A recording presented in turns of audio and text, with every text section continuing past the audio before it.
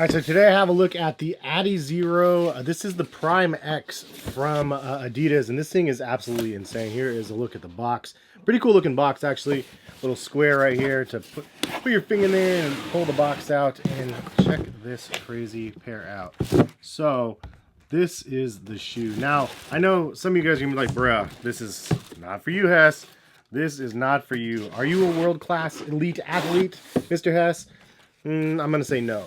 No, I'm a couch commander. Nah, the thing is that this is specifically like a world-class athlete pair of sneakers. But here's a nice little recycled materials thing that it comes with. But the thing is that I really wanted to check this sneaker out because it is very, very controversial. This is actually one that was banned from racing and stuff because of the stack height being too high. So it's a 50 m stack height, which is 10 above the limit. So 40 is the maximum that you can have. And so I was like, dude, if it's banned because of the max cushion stack, I'm like, I kind of am a max cushion guy. I kind of want to see what these things are about. So here we have them. I wanted to give you guys kind of a look and feel for these from a casual perspective, which is, again, not ideal. I do have a couple other pairs out here for comparison that I will be getting into as well. Some of the other models that I've tried. I've been fortunate enough to try and let you guys know what I think from a casual perspective, which is not very good in my opinion already right off the rip. But there's some cool things about this shoe that I'm excited to see where Adidas takes things with this Prime X model. And this is not a new one. This one actually released last year, but it's absolutely bonkers, as you can see. Just the overall look of the shoe is insane. Banned from racing though, I was like, okay, I gotta check this one out. Let's go ahead and get into the video. So these are the Adi Prime X shoes, $275 at retail, but you can find them on sale, and I'll link them in the description if you guys are interested in purchasing a pair. This one is a running shoe for explosive speed, made in part with recycled materials. There's Fast, and then there's Adizero Fast. Designed to help your PB on race day, this personal best, these Adidas running shoes are tuned for speed. Their secret, a game-changing mix of technology, innovation, and athlete insight. 3 layers of responsive Lightstrike Pro, energy rods, and energy blades comes together for an ultra-lightweight mesh upper to send you barreling towards your goal. Made with a series of recycled materials, this upper features at least 50% recycled content. This product represents just one of our solutions to help end plastic waste. Textile upper, lightning strike cushioning, energy rods for limited energy loss. The weight is actually 8.9 ounces, so it's not super duper light. Midsole drop is 8.5 mm, heel is 50 mm, forefoot is 41.5 mm. Rubber outsole, and this is the linen green, core black, beam yellow colorway. So in the Vienna City Marathon, a 24-year-old Ethiopian named Darara actually raced in these, and he was retroactively disqualified after he won the race because he was wearing these shoes, and they violated the World Athletic rules, limited the sole thickness to 40 millimeters. And this is for road race events. So the stack height of these are 50 millimeters, but the competition right here apparently is only 40 millimeters. I honestly don't understand how they measure these, because parts of the stack height of the Alpha Fly actually look like they're a little bit bigger than what we get on this one. So interesting that they called that out as being the reason why is because of the stack height being too big. But look at the side by side. I mean, they both look massively huge. That being said, when you try these on feet, especially side by side, like this is kind of like the tried and true one, the hero of the carbon fiber plate runners and stuff like that. It's just the one that a lot of people recommend and say is like the best for actual runners.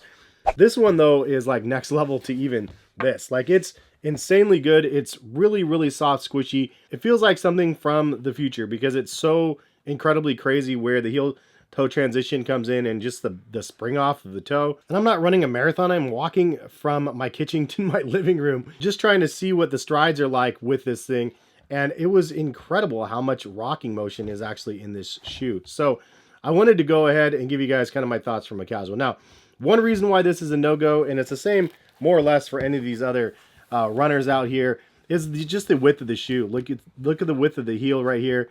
You could see how incredibly narrow it is back here. So for me, when you have a narrow heel and a max stack height like this, the stability is a no-go for a casual perspective. Part of the reason why it doesn't matter for marathon runners is because they're running one way like this, just forward. They're not moving side to side. They're just kind of strides like this forward. So that's part of the reason why it's okay for runners and the intended purpose of the shoe. But if you're trying to expand on that and make it something a little bit more crazy and like just make it for your Costco PRs, it's not going to work very well because you'll roll an ankle in Costco, I think, in these things. That is one thing I'll say off the bat. It's not really made for anything other than racing. Obviously, that's the case. I learned my lesson on this shoe. It was the very first experimental pair of sneakers that kind of hit the market as far as I remember, with a carbon fiber plate in the middle of it. First version of Zoom X from Nike, really soft, squishy. But the toe off right here, how it just rocked back and forth, it was like a little bit odd to me. I wasn't used to that.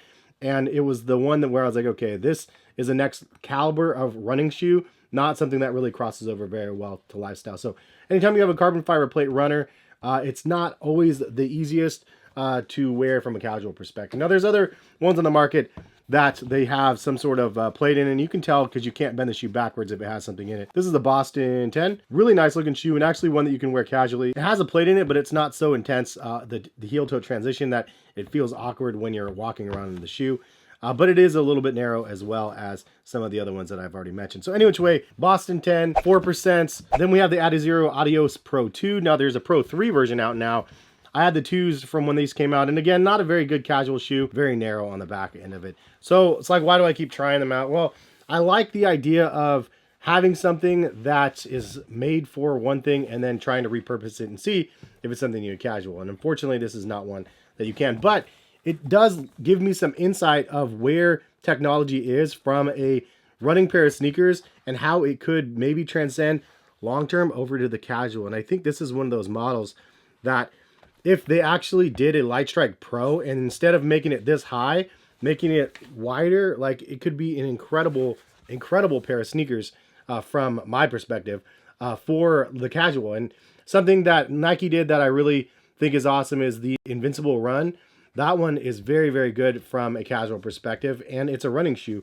If Adidas did the same thing, took this technology, which the Lightstrike Pro is amazing, and they actually widened it and made it so it was more stable, so you can actually use it for multiple purposes, I'm telling you guys, it would be amazing. Plus, I would say just remove the rods in the lifestyle version and widen the heel. I mean, it would be a home run in my opinion. Hopefully Adidas would do something like that soon, because it's a product that I would absolutely buy, and it'd probably be a top 10, top 5 contender for comfort sneakers for a casual usage, because the technology, again, is just really, really good.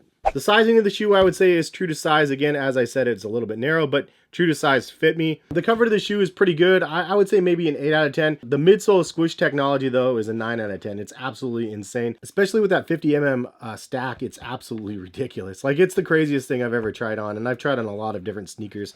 50 mm is no joke. Big dog stuff here, no doubt. I would say ground feel is like a 5 out of 10. There's not much ground feel because it is a max cushion stack on it, so you don't expect to be able to feel every pebble in the road or anything because you have just crazy amounts of cushion. I'd say breathability is probably like a 9 out of 10. It's just crazy breathable, this upper is. And then also you do have a hole literally straight through the tongue down here, so it's literally exposed directly to the air, and I don't know, it's very, very breathable. It is a little bit of rough around the edges up here, so you'd probably need some little ankle socks at least to keep you okay. And it's actually funny because it looks very, very similar to the back, at least this part right here. Stability, I would give it a 4 out of 10. So not very stable ride, as you could see. The left to right is kind of nuts, and also it is kind of slanted a little bit, so I personally just don't like that, but it's just definitely something that they're doing with some of their running sneakers.